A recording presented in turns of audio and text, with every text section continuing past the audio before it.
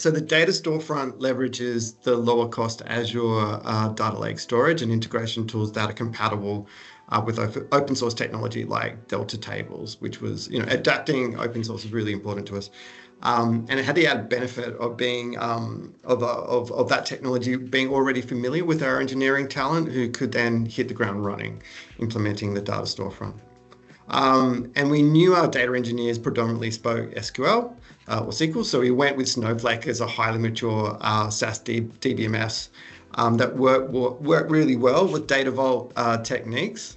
And we knew we had a lot of different data sources that would be constantly changing. So Data Vault seemed like the best approach to deal with all of that change. And combining the Snowflake Enterprise Data Vault and the data storefront gave us the benefits of a modern Lakehouse. And that enables all sorts of workloads, including future Python workloads, as our engineering talent develops.